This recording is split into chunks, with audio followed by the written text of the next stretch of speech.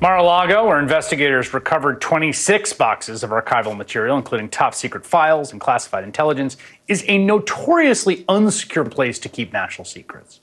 The ex-president's retirement home is basically a resort. It's a private club, event space. People hold weddings, attend New Year's Eve parties where Vanilla Ice is performing. They might go up to the omelet bar on a Sunday morning.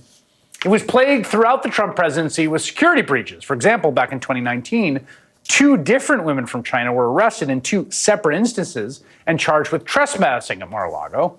Criminal complaint for one says she was found with, quote, 4 cellular telephones, 1 laptop computer, 1 external hard drive type device, and 1 thumb drive. A preliminary forensic examination of the thumb drive determined it contained malicious malware.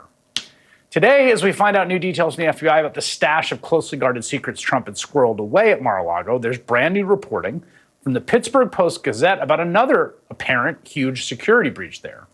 According to the paper, a Russian-speaking immigrant from Ukraine pretended to be a member of the famous Rothschild family and made several trips to Mar-a-Lago. She was even photographed with the ex-president and South Carolina Republican Senator Lindsey Graham at a nearby golf tournament. One of the reporters who broke this incredible story is a 2-time Pulitzer Prize-winning journalist Michael Salla. He's the deputy managing editor for investigations at the Pittsburgh Post-Gazette, and he joins me now. Michael, first, just give us what we know about who this individual is and why we think there's anything possibly suspicious going on here. She, are my colleagues, the OCCRP and us worked pretty hard at developing her background. She is a Ukraine, Russian-speaking immigrant who came to the United States 12, 15 years ago and reinvented herself in the last few years as Anna de Rothschild. She flies on private jets. She drives a brand new Mercedes.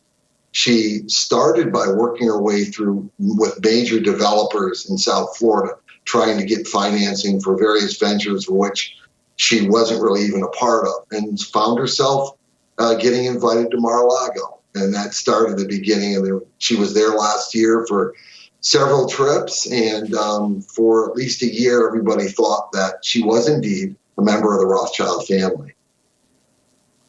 What is there an investigation now happening to describe how you guys got onto this story?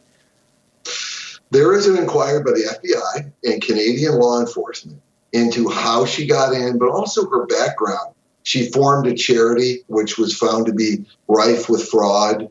There's hundreds of thousands of dollars missing. She has traveled the world. There's allegations of all sorts of crimes and criminality, of which she has vehemently denied. But there is an active investigation, and I think they're just trying to determine, a lot of her background and then how she found her way in there and what she may have represented herself to be and what she did when she was there. Do we know? I mean, how did she end up playing golf with Donald Trump and Lindsey Graham? She got invited by a friend of a friend, and there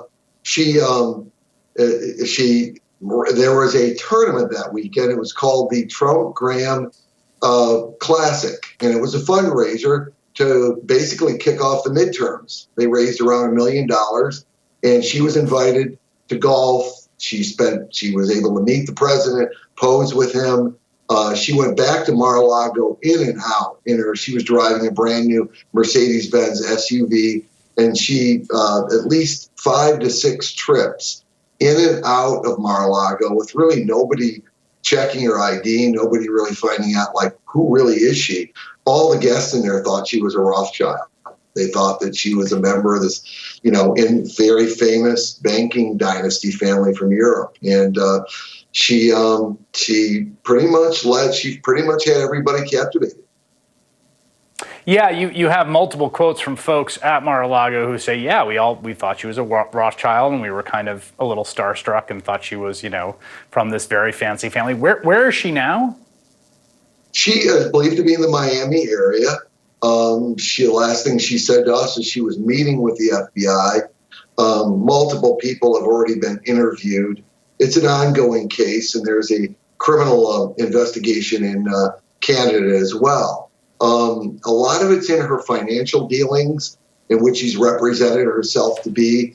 And I believe also they're looking very closely at, the time that she spent there, what her background is. She's very involved in the Russian community of South Florida, and she's she at this point in time, we really don't know the status of the investigation and where it's going right now. Yeah, and I just want to be clear here, like she has not, just for everyone watching this, she denies any allegations of any criminal conduct, and she has not been formally charged, indicted, or anything at all for anything criminal, just so people are crystal clear about that, right? That is correct. No, she has not been charged. There's been no, not even, there have been some filings in court, making allegations about her. But other than that, she is still out there, and she's professing that she had never represented herself as Anna de Rothschild, which is clearly not the case. There are enough people that already represent, as you can see. Yeah, and she's got multiple documents appearing to call her that, even though that is not actually her real name. It says something about how you get in and out of Mar-a-Lago and how easy it is. This story made me wonder how many Anna de Rothschilds are golfing at Mar-a-Lago on a given weekend. Michael Sala, thanks so much for great reporting. Appreciate it. Glad to be here. Thanks.